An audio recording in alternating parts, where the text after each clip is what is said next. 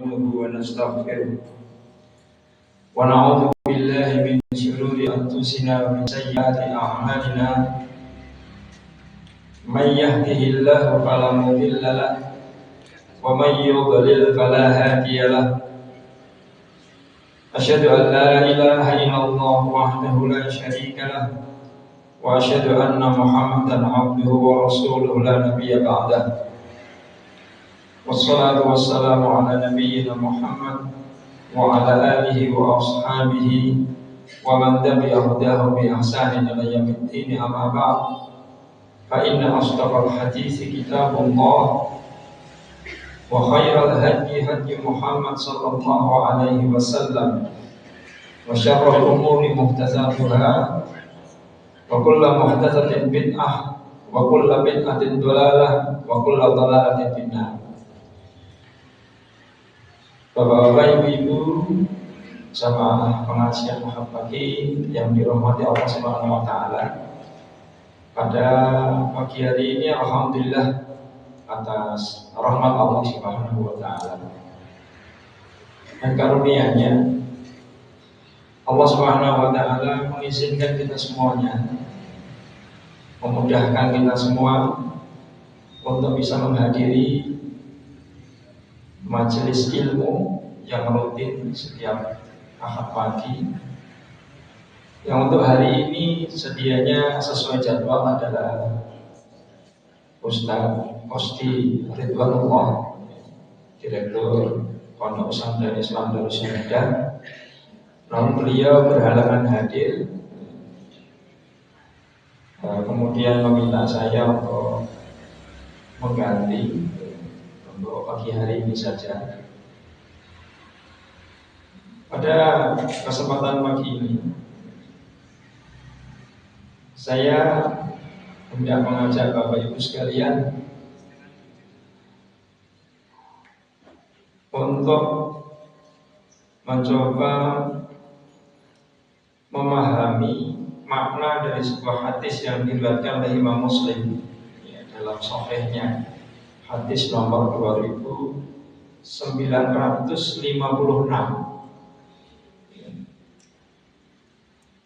dari Abu Hurairah radhiyallahu anhu. Ia berkata, Rasulullah sallallahu alaihi wasallam bersabda, "Ad-dunya sijnul mu'min wa jannatul kafir." Dunia itu penjaranya orang beriman dan surga orang kafir.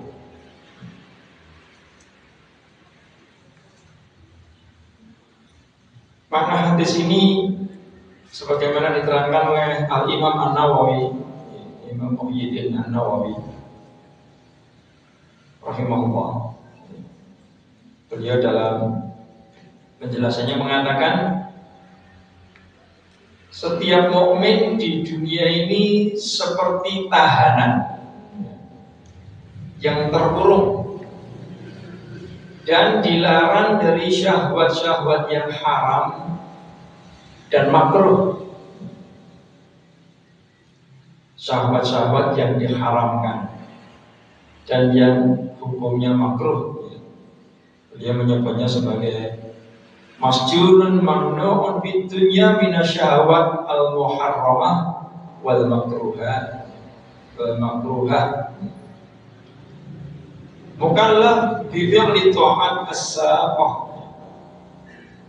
Orang mukmin di dunia ini dibebani untuk melakukan ketaatan-ketaatan yang memang berat bagi jiwa. Jadi selain ada kecenderungan alami atau natural dari setiap manusia pada hal-hal yang menyenangkan namun itu terlarang, apapun hukumnya tidak sampai diharamkan namun tidak disukai. Selain itu juga diberi beban-beban syariat yang di sini beliau menyebutnya at-ta'at asy-syaqah, ketaatan yang memang membebani jiwa, berat. Kadang jiwa merasakan itu berat. Misalnya saja kita diminta untuk sholat sehari 5 kali. Itu kalau tidak betul-betul imannya kuat, sholat 5 kali itu terasa berat bagi dia. Atau puasa Ramadan 1 bulan penuh, itu juga bukan hal yang ringan. Haji mengeluarkan biaya yang besar, zakat ketika mencapai nisab selama memenuhi waktu yang telah ditentukan, selama kurun 1 tahun harus dipotong penghasilannya. Itu kalau memang imannya tidak kokoh, bisa meleap, tidak sanggup untuk menjalankannya. Belum lagi masih ada kewajiban-kewajiban yang lainnya, pengorbanannya jauh lebih besar. Sebagaimana dahulu di masa kemerdekaan itu, organisasi terbesar di Indonesia yaitu Nahdlatul Ulama sempat mengeluarkan resolusi jihad pada tanggal 22 Oktober yang kemudian diperingati sebagai Hari Santri. Itu bukan seruan yang ringan, berat sekali.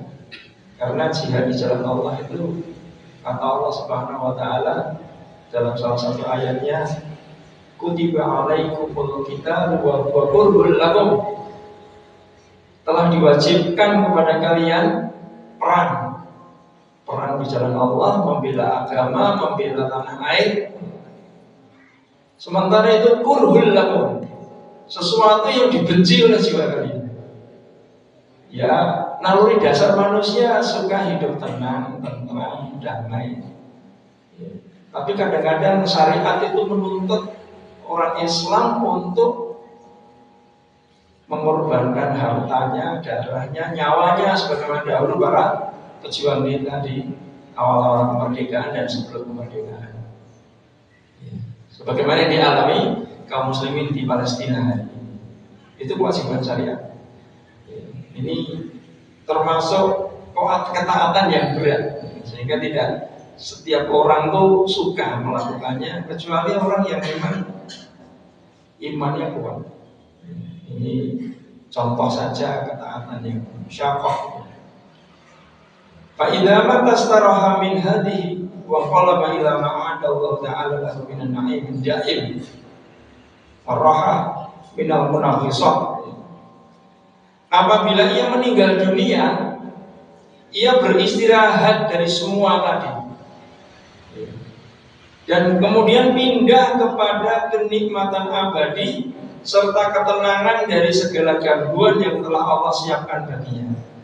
Kehidupan yang aman, tentram, dan penuh kenyamanan di surga nanti. Wa amma al-kafir fa inna ma lahu min dzalika ma hasala fid dunya ma'a qillatihi wa takaddurihi bil munafisat. Adapun orang kafir, bagiannya hanyalah apa yang ia peroleh di dunia ini dengan segala kekurangan dan kesusahannya karena adanya berbagai gangguan. Artinya tidak senang mutlak. Di dunia ini nggak ada istilah kenikmatan hakiki, hampir tidak ada. Kesenangan yang tanpa ada kesusahan tidak ada.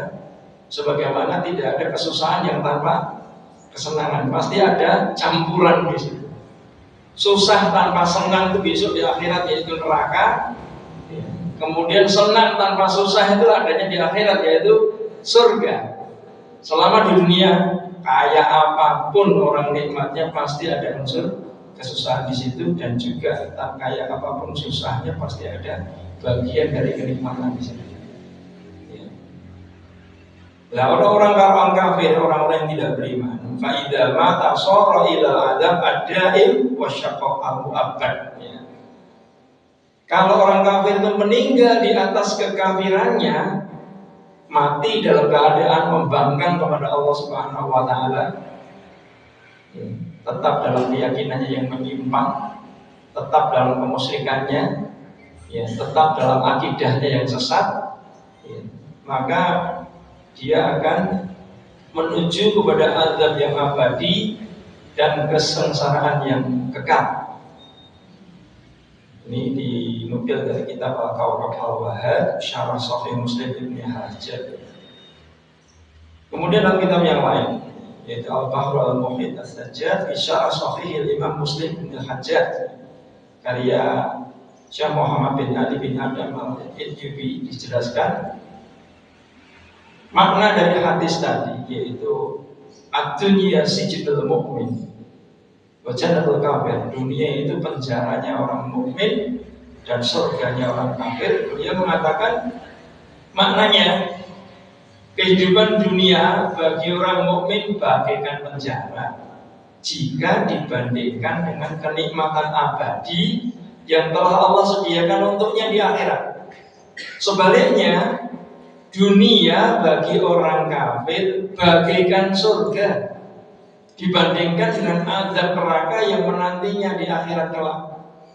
Dan tidak lama lagi orang kafir itu akan berpindah menuju penjara yang kekal. Waliyadzubillah, kita berlindung pada Allah dari hal itu, pada hari kiamat.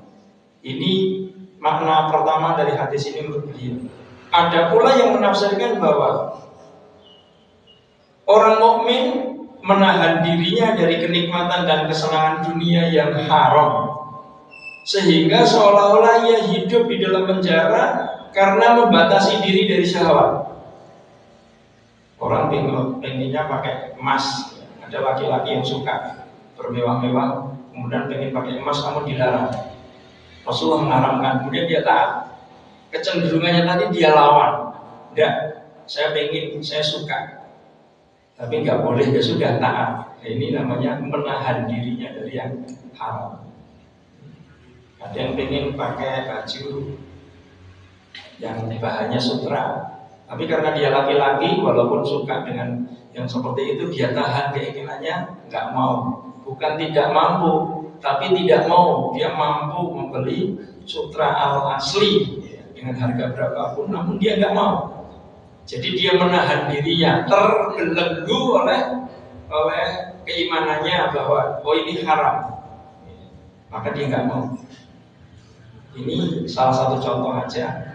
Kesannya kayak ada yang menahan, tertahan, ya, terpenjara dari keinginan-keinginannya tadi. Sedangkan orang kafir melepaskan dirinya untuk menikmati berbagai syahwat dan kesenangan dunia, sehingga dunia ini baginya seperti surga. Gak ada hal haram orang kafir. Ya. Apapun yang dia sukai selama mampu, dia akan lakukan.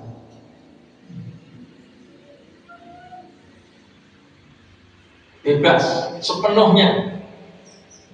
Yang mereka pertimbangkan paling adalah aspek kesehatan, dampak-dampak kesehatan atau dampak buruk akan menimpa, sehingga mereka menahan diri untuk tidak melakukan sesuatu. Akal sehatnya menahan dia untuk tidak memenuhi seluruh keinginannya karena sudah tahu akibat buruknya. Tapi kaum muslimin kalaulah akalnya tidak menjangkau ke sana, syariat itu sudah membantunya. Selama ditaati, insya Allah tidak akan terkena mazharat. Ini pentingnya kita belajar syariat di situ, sehingga keterbatasan kemampuan untuk mengetahui dampak buruk dari hal-hal yang di dunia ini bisa kita antisipasi, karena tidaklah setiap kebaikan yang memberikan maslahat kepada setiap orang di dunia ini kecuali Allah terangkan dalam Al-Quran dan Sunnahnya, dan tidak ada setiap mazharat yang bisa menimbulkan mafsadat atau kerusakan bagi umat manusia kecuali Allah dan Rasulnya sudah terangkan dalam syariat. Imam Al-Munawi rahimahullah, seorang ulama yang hidup pada tahun 952 Hijriah hingga 1031 Hijriah, saat menjelaskan makna hadis ini mengatakan, dunia itu penjara bagi orang mukmin bila dibandingkan dengan kenikmatan abadi yang Allah siapkan untuk dirinya di akhirat, dan dunia ini surga bagi orang kafir bila dibandingkan dengan siksa neraka yang akan dia terima. Imam Al-Munawi lalu menukil kisah yang disampaikan oleh Imam Al-Hafidh Ibnu Hajar Al-Asqalani rahimahullah bersama dengan seorang Yahudi penjual minyak. Beliau yaitu Imam Al-Hafidh Ibnu Hajar saat itu menjabat sebagai Hakim Agung. Ada kisah yang sangat unik di sini. Suatu kali Imam Ibnu Hajar sebagai seorang Hakim Agung kekhilafan Islam saat itu melewati pasar dengan rombongan dalam jumlah besar dan penampilan yang megah, layaknya seorang pejabat negara. Seorang Yahudi penjual minyak panas tiba-tiba menerobos ke arahnya. Baju Yahudi tersebut, pakaiannya orang Yahudi itu belepotan dengan minyak. Yahudi itu sangat dekil dan sama sekali tidak enak dilihat. Dia memegang tali kekang bihol Ibnu Hajar. Jadi pada saat itu memang protokolernya kayak zaman sekarang. Setiap warga itu bisa dengan mudah menjangkau pejabat negara. Pejabat sebesar itu lewat pun kendaraannya ditahan sama seorang warga biasa, bahkan non muslim ini, kafir dhimmi istilahnya. Seorang kafir tinggal di negara Islam yang diberi perlindungan sepenuhnya. Hak-haknya semuanya dipenuhi, termasuk kebebasan beragamanya. Pegang tali kekang biholnya, kemudian berkata kepada Ibnu Hajar, "Wahai Syekhul Islam, Anda mengatakan bahwa Nabi kalian berkata." Jadi Yahudi ini paham sabda Nabi. Sabda Nabi ini tadi, "Wahai Syekhul Islam, Anda mengatakan bahwa Nabi kalian berkata dunia adalah penjara orang mukmin dan surga orang kafir. Lantas penjara macam apa yang Anda sekarang berada di dalamnya sekarang ini? Dan surga macam apa yang aku berada di dalamnya saat ini?" Jadi orang Yahudi tadi melihat sebuah kondisi yang sangat kontras antara dirinya dengan sang Hakim Agung ini. Katanya orang mukmin itu dunianya seperti penjara, dan orang kafir itu dunia ini baginya kayak surga. Tapi yang dia rasakan ini penjara kok mewahnya kayak gitu, nyaman, tokoh berpengaruh, hidupnya rezekinya melimpah ruah, dihormati banyak orang. Sementara dirinya yang katanya berada di surga, tapi hidupnya susah. Makanya dia tanya, "Anda ini penjara macam apa yang ada di dalamnya, sementara saya ini surga kayak apa yang saya berada di dalamnya?" Bingung dia. Maka Ibnu Hajar menjawab, "Bila diukur dengan kenikmatan yang Allah siapkan di akhirat untukku," maksudnya sebagai seorang mukmin, "maka seolah-olah aku berada di dalam penjara. Dan kamu, bila diukur dengan siksa Allah yang dahsyat, yang Allah siapkan untukmu, seakan-akan kamu berada di surga." Maka orang Yahudi tersebut masuk Islam. Coba, omongan yang apa adanya, jujur, terus terang, dan sopan. Ya, dengan tegas dia mengatakan, "Kamu, sudah ditunggu azab yang sangat berat di akhirat nanti." Dahsyat betul. Dibandingkan kondisi saat itu, kondisimu sekarang ini sudah seperti di surga. Beliau tidak mengatakan, "Enggak, kamu kan juga punya kitab, kamu agamamu kan juga benar, kamu bisa juga masuk surga." Enggak begitu kan juga. Seperti kaum pluralis, ya. Orang-orang yang meyakini semua agama itu baik dan benar. Ini keyakinan yang menjerumuskan orang kepada kesesatannya, sehingga nggak sadar kalau dia dalam keadaan sedang berada di atas kekafiran yang kalau mati di atas kekafiran itu bahayanya besar. Allah Ta'ala berfirman, innal ladzina kafaru wa matu wa hum kuffar. Orang-orang yang mati kemudian mereka mati di atas kekafiran, apabila dia itu menginfakkan emas sepenuh bumi ini dan yang semisalnya, orang seperti ini tidak akan dibebaskan dari siksa api. Dalam surat Al-Ma'arij Allah Subhanahu wa taala berfirman dalam ayat 11 ke atas, ya. Yubassarunahum yawaddul mujrimu law yaftadi min adzabi yaumi idzin bibani. Pada saat itu orang-orang yang saling mengenal, kenal anak, kenal istri, kenal tetangga, kenal sahabat, ya. Allah Ta'ala sebelumnya kan berfirman, wala yas'alu hamimun hamima yubassarunahum.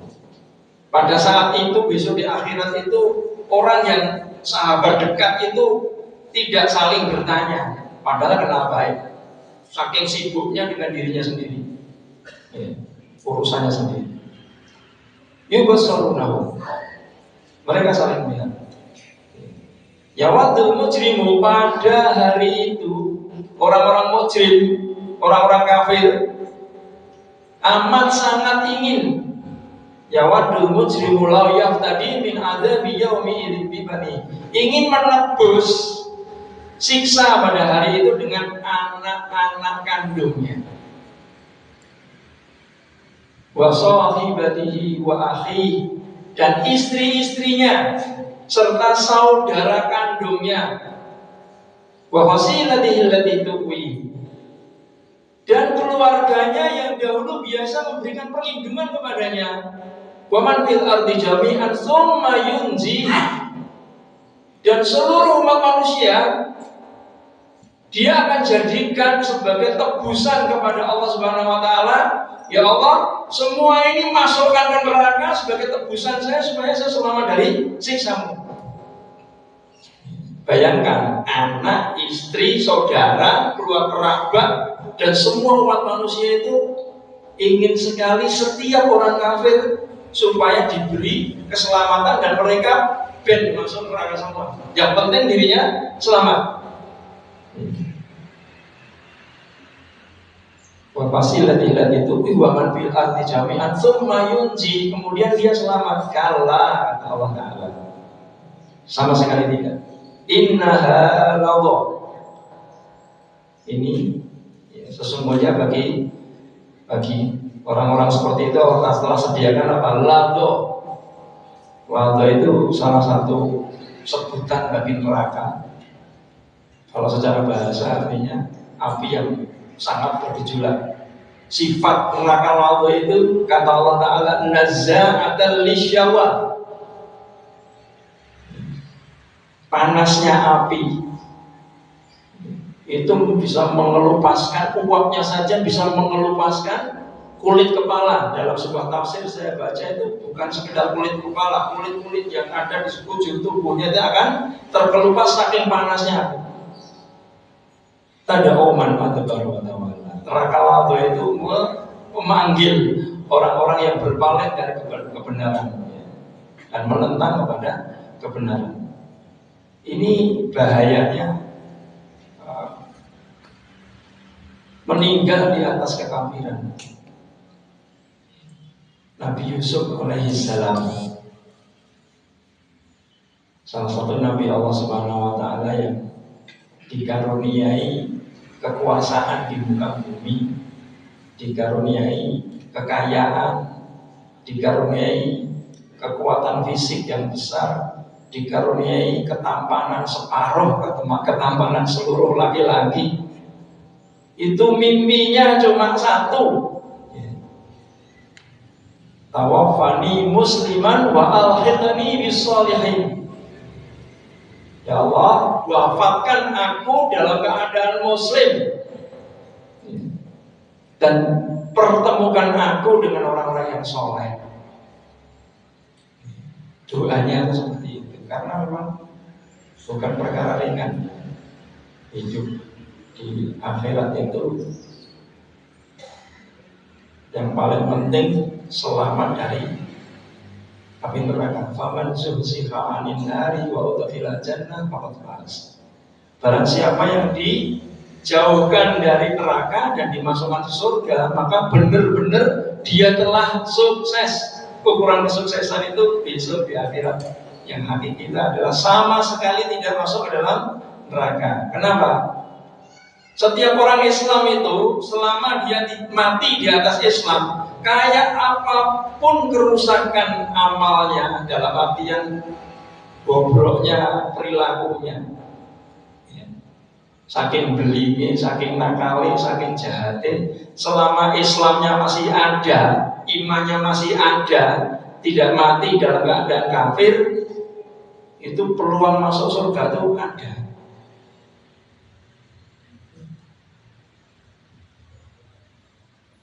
Pasti masuk surga setiap orang yang Islam itu, selama mati di atas Islamnya. Cuma nggak ada jaminan dia itu selamat dari api neraka. Ini yang harus kita sadari. Masuk surga, insya Allah selama kita masih punya la ilaha illallah, insya Allah masuk surga. Problemnya adalah masuk surga itu caranya ada dua. Langsung ya, bighairi hisab, bighairi adab, tanpa proses hisab, tanpa ada siksa. Dan ada yang harus melalui hisab kemudian disiksa dulu, dimintai pertanggungjawaban atas pelanggaran-pelanggaran yang dia lakukan di dunia, dan dia belum bertaubat dari dosanya tadi, dia tidak punya kebaikan yang bisa menghapus dosanya tadi, dia tidak ditimpa musibah-musibah yang bisa menghapus dosanya tadi. Akhirnya harus dan di akhirat tidak dapat syafaat juga misalnya. Wah, ini sial betul ya. Karena dosa itu bisa hilang satu karena dia punya kebaikan yang sangat banyak sehingga dosanya bisa terhapus, atau dia sebelum meninggal tertimpa musibah yang sangat berat sehingga dosa-dosanya itu terhapus sebelum meninggal ya. Atau dia bertaubat sebelum meninggal, atau ketika di alam akhirat dia mendapat syafaat Rasul Sallallahu Alaihi Wasallam atau syafaat dari keluarganya yang mati syahid. Jadi kalau bapak ibu itu dulu nenek kakeknya itu pejuang mujahid waktu melawan Belanda atau Inggris atau Jepang atau Portugis, mati syahid dan syahidnya diterima, orang mati syahid itu akan diberi hak, kata Rasul Sallallahu Alaihi Wasallam dalam hadisnya diriwayatkan oleh Imam Tirmidzi, diberi 6 atau 7 keutamaan.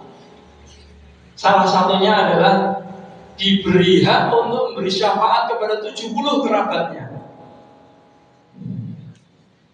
Ini keutamaan yang besar lah. Kalau nggak dapat syafaat Rasulullah, syafaat kubro, juga tidak dapat syafaat dari keluarganya yang mati saya juga nggak ada. Tidak punya kebaikan yang bisa menghapus kekurangannya, kesalahannya. Lah ini kemungkinan besar masuk ke dalam neraka. Makanya ada hadis yang menerangkan orang yang terakhir kali keluar dari neraka dan terakhir kali masuk ke dalam surga, jadi tubuhnya sudah gosong, itu orang terakhir kali masuk surga keluar dari neraka. Artinya masuk surga itu insya Allah syaratnya mudah. Punya tauhid, la ilaha illallah, sholat, tidak pernah meninggalkan sholat. Jangan sampai orang Islam itu tidak sholat, karena Rasulullah SAW mengatakan batas antara iman dan kekafiran itu adalah meninggalkan sholat. Kalau orang Islam tidak pernah sholat sama sekali, ini dikhawatirkan nanti dia dikategorikan masuk ke dalam golongan orang-orang yang tidak beriman. Sebagian ulama mengatakan itu orang kafir. Jangan sampai itu terjadi. Tapi kalau kita lihat tetangga kita, orangnya masih sholat, tapi suka mabuk.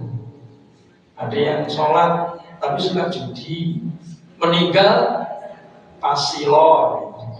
Itu jangan dikatakan, wah, rokok itu lagi silo mati. Tidak, kita nggak boleh memastikan seperti itu. Ada tetangga saya yang baru zina mati, wah, ujur, mesti masuk rokok, nggak boleh. Selama dia itu masih sholat, cuma nggak bisa menahan hawa nafsunya, korupsi misalnya, haji bolak-balik, umroh bolak-balik, tapi ternyata mau korupsi, wes yang mati belum merokok, belum tentu. Nggak boleh kita memastikan orang muslim yang mujrim melakukan dosa-dosa belum sempat tobat pasti masuk neraka, belum tentu. Kenapa? Bisa jadi besok di akhirat dia punya kebaikan yang kita tidak tahu, kebaikan yang betul-betul ikhlas tulus karena Allah, itu bisa menghapus kesalahannya. Seperti kisah siapa? Kisah di masa sebelum Islam itu ada seorang pelacur, pelacur, orang yang kerjaannya itu hari-hari melakukan dosa besar. Suatu hari mungkin pernah mendengar dia menolong anjing yang kehausan dan gak dapat air sama sekali, kecuali melalui bantuan dia sumur. Dia turun ke sumur, kasih anjing tadi. Dia gak tega melihat anjingnya lelet itu, gak bisa minum. Itu saja Allah Ta'ala kemudian mengampuni dosa-dosanya. Semua perzinahan yang dia lakukan itu diampuni. Ini contoh aja, cuma kan gambling, kalau kita gambling ini ya. Kemudian ada orang yang menggantungkan kepada sifat Allah yang penuh kasih, kemudian dia melakukan berbagai macam dosa lalu berharap ridho. Nah, ini kan salah besar. Baik, kembali kepada hadis tadi. Faedah yang bisa diambil dari hadis tersebut, pelajaran-pelajaran yang bisa diambil dari hadis tersebut. Yang pertama, mendorong orang mukmin untuk berpaling dari mencintai dunia dan tidak tenggelam di dalam kesenangannya. Hadis ini juga membuatnya rindu kepada akhirat. Yang kedua, kehinaan dunia ini bagi Allah Subhanahu wa Ta'ala. Saya bacakan sebuah hadis yang menunjukkan nilai dunia ini. Dari Jabir bin Abdillah radhiyallahu anhu, ia berkata, Nabi Shallallahu Alaihi Wasallam pernah berjalan melewati pasar saat banyak orang berada di dekat Nabi Shallallahu Alaihi Wasallam.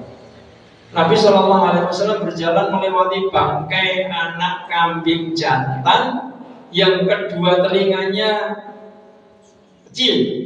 Nabi Shallallahu Alaihi Wasallam memegang telinga kambing itu lalu bertanya, siapa di antara kalian yang bersedia membeli ini dengan 1 dirham? Orang-orang menjawab, kami sama sekali tidak tertarik kepadanya. Apa yang bisa kami perbuat dengannya? Nabi Shallallahu Alaihi Wasallam bersabda, apakah kalian mau jika ini menjadi milik kalian? Maksudnya secara cuma-cuma, gratis ya. Orang-orang berkata, demi Allah, kalau anak kambing jantan ini hidup, pasti ia cacat, karena kedua telinganya kecil, apalagi ia telah menjadi bangkai. Karena Nabi SAW bersabda, demi Allah, sungguh dunia ini lebih hina bagi Allah daripada bangkai anak kambing ini bagi kalian. Hadis riwayat Muslim nomor 2957.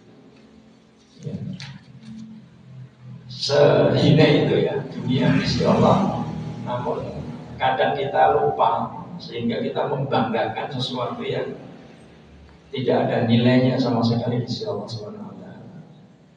Ya, hari ini ada sebagian orang terjangkiti penyakit flexing, pamer tasnya yang hampir 1 miliar atau lebih, mobilnya yang miliaran, jam tangannya yang 11 miliar, apalagi, dan seterusnya. Pelajaran ketiga, sesungguhnya dunia adalah tempat cobaan dan ujian bagi orang mukmin. Saya ingatkan diri saya sendiri dan Bapak Ibu sekalian, ini hakikat hidup dunia itu kayak gini. Sebenarnya ujian. Pertama, firman Allah Ta'ala di dalam surat Al-Insan ayat 2 dan 3. A'udzubillahi minasyaitonirrajim. Inna khalaqnal insana min nutfatin amsyajin nabtalihi faja'alnahu sami'an basira. Inna hadainahu as-sabila imma syakira wa imma kafura. Sungguh kami telah menciptakan manusia dari setetes mani yang bercampur, yang kami hendak mengujinya dengan perintah dan larangan. Karena itu kami jadikan dia mendengar dan melihat. Sungguh kami telah menunjukkan kepadanya jalan yang lurus, ada yang bersyukur dan ada pula yang kufur. Kemudian di dalam surat Al-Mulk yang kita disunahkan untuk membaca setiap malam, surat Al-Baqarah, terkenalnya dengan surat Al-Baqarah, 30 ayat saja. Bapak Ibu jangan lupa untuk membaca setiap malam, habis maghrib atau habis isya, ya. Pokoknya malam hari, ya, dibaca sampai mati. Karena Allah, apa keutamaannya? Kita akan diberi syafaat, insya Allah. Diberi syafaat itu maksudnya bagaimana?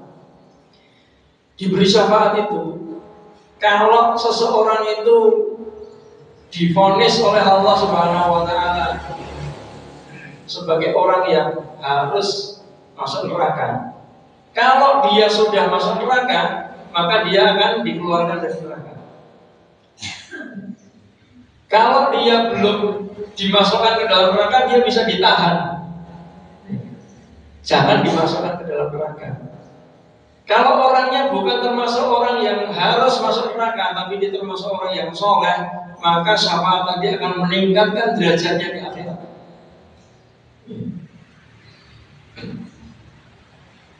Nah ini sebaiknya kita tekuni, ya, karena kita nggak pernah tahu nasib kita di akhirat nanti itu seperti apa. Ya.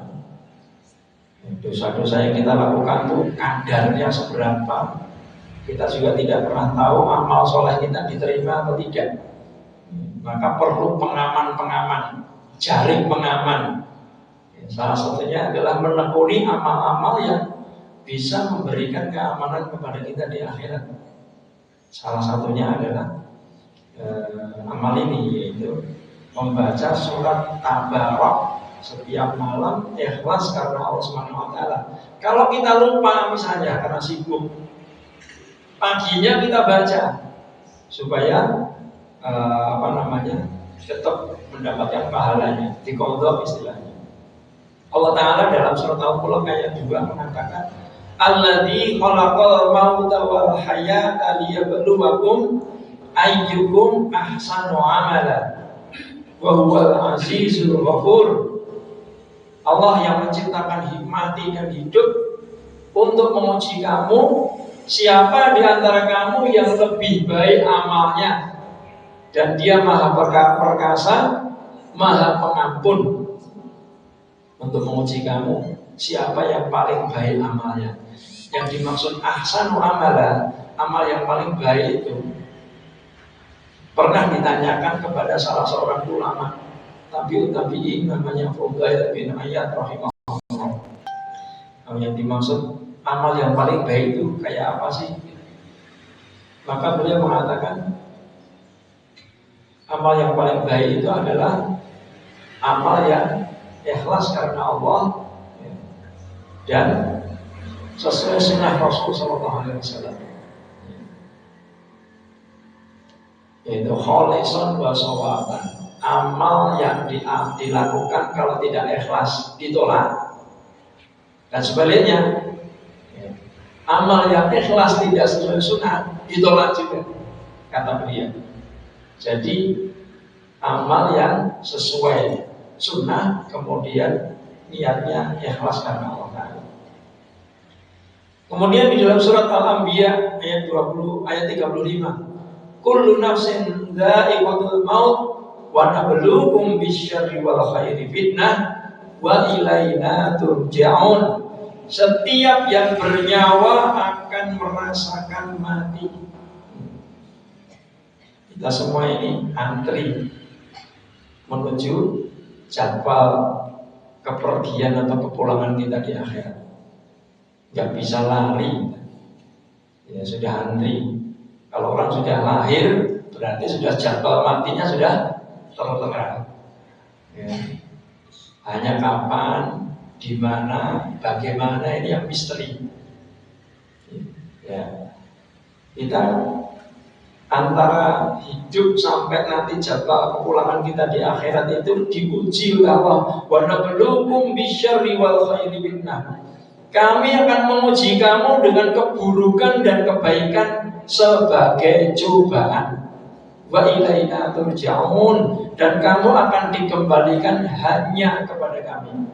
Tentang ayat ini, sahabat yang mulia Abdullah bin Abbas radhiyallahu anhuma, sepupu Rasul sallallahu alaihi wasallam, ahli tafsir dari kalangan sahabat, beliau mengatakan, kami akan menguji kalian dengan kesulitan dan kesenangan, kesehatan dan penyakit, kekayaan dan kefakiran, halal dan haram, ketaatan serta maksiat, petunjuk dan kesesatan. Jadi kalau kita dikarunia kesehatan, ini ujian, bisa syukur atau tidak. Dan sebaliknya, kalau kita dikasih rezeki sakit, itu juga ujian. Kita sabar menanggung derita tadi dan melakukan apa saja yang Allah ridhai selama sakit atau tidak. Kita kaya juga ujian, bersyukur atau tidak, sombong atau tidak, arogan atau tidak. Dan kalau miskin juga ujian. Ya. Kita nekat mencuri atau tidak, bohong atau tidak, cari potong kompas untuk biar segera kaya. Kadang-kadang orang nggak sabar ya, kemudian terus melakukan tindakan-tindakan melanggar syariat. Orang kaya itu juga diuji dengan kekayaannya, sama, longgar, sempit, sakit, sehat. Jadi orang berpengaruh atau orang biasa yang tidak punya pengaruh, semuanya sama-sama merupakan ujian dari Allah Subhanahu wa Ta'ala. Di dalam tafsir At-Tabari, kemudian faedah yang keempat, dalam hadis ini terdapat hiburan bagi orang mukmin. Hiburan, kalau merenungkan segala kesusahan pasti ada batasnya. Insya Allah akan suatu saat akan lepas dari segala beban hidup yang berat, sehingga kita dapati orang-orang yang kadang kita lihat sangat sulit hidupnya pun masih bisa bersyukur. Kenapa? Ada harapan besok di akhirat akan mendapatkan balasan atas kesabarannya. Cara berpikirnya jadi lebih optimis, mentalnya menjadi lebih tangguh, ya, karena tahu persis memang tabiat hidup di dunia itu ya seperti itu, harus sabar terhadap segala perintah dan larangan. Sabar itu dalam syariat kita beda dengan istilah sabar dalam bahasa Indonesia. Konsep sabar dalam agama itu adalah sabar dalam melaksanakan perintah, atau melakukan ketaatan, sabar dalam menjauhi larangan, dan sabar ketika tertimpa takdir yang menyakitkan rasanya atau musibah. Wes yang sabar itu seringkali kita dengar di Jawa, bahasa Jawa itu artinya melegakan, melapangkan hati, ngalah dan sebagainya. Nah, dalam Islam orang sholat itu butuh sabar. Kalau nggak sabar dia pasti akan tinggalkan. Puasa butuh sabar, haji butuh sabar, zakat butuh sabar. Meninggalkan maksiat pun butuh sabar. Kalau nggak sabar diiming-imingi harta haram langsung bablas. Enak kok kan begitu pikirannya, jadi simpel aja, tidak berpikir manja. Yang penting dapat duit banyak, maka butuh kesabaran juga. Yang kelima, orang kafir sudah dihabiskan kesenangannya di dunia ini. Jatah kesenangannya di akhirat sudah nggak ada. Ya. Semuanya sudah diberikan di dunia ini, ya, di akhirat tidak mendapatkan jatah apapun. Walhamdulillah. Semoga Allah Subhanahu Wa Taala melindungi kita dari fitnah kekafiran. Rasulullah SAW suatu kali ditanya oleh seorang sahabat, mengapa beliau itu kok banyak atau sering membaca doa Allahumma ya muqallibal qulub tsabbit qalbi ala dinik. Ya Allah, teguhkanlah hatiku di atas agamamu. Sahabat tadi nanya, wahai Rasulullah, apakah kami sudah beriman kepada Anda? Apakah Anda khawatir terhadap kami? Mengkhawatirkan iman kami. Artinya para sahabat merasa heran. Merasa heran kenapa kok kuat sesering itu Rasulullah membaca doa supaya hatinya itu tidak tergelincir kepada kekafiran. Wahai yang membolak-balikkan hati, teguhkanlah hatiku di atas agamamu. Rasulullah mengatakan ketika ditanya, iya, aku mengkhawatirkan kalian, iman kalian. Kenapa? Karena Rasulullah mengatakan bahwa iman seseorang itu mudah sekali berbolak-balik. Sebagaimana bulu yang terterpa angin itu bolak-balik. Atau seperti air yang mendidih, itu ketelnya itu bergetar. Kecepatan bolak-baliknya hati itu lebih cepat daripada pergerakan dari ketel yang bergetar karena ketika airnya mendidih. Atau lebih cepat dari bulu yang terterpa angin yang kencang, bolak-baliknya itu lebih cepat dari itu. Ya. Maka kita butuh selalu pertolongan Allah Ta'ala agar setiap hari kita itu diteguhkan di atas agamanya. Karena kata Rasulullah SAW akan datang satu masa orang di pagi hari iman, sorenya kafir, dan orang di sore hari iman, paginya kafir. Karena fitnah yang sangat dahsyat saat itu yang menimpa umat manusia. Ini saja untuk pertemuan kali ini. Saya mohon maaf apabila ada kesalahan dan kekurangan itu karena keterbatasan ilmu yang saya miliki, dan apabila ada kebenaran itu merupakan rahmat dari Allah Subhanahu Wa Taala semata. Aku qouli hadza wa astaghfirullah li wa lakum wa lisa'iril mu'minina wal mu'minati min kulli dhanbin fastaghfiruhu innahu huwal ghafurur rahim. Subhanakallahumma rabbana wa bihamdika asyhadu an la ilaha illa anta astaghfiruka wa atubu ilaik. Wabillahi taufiq wal hidayah. Assalamualaikum warahmatullahi wabarakatuh. Mungkin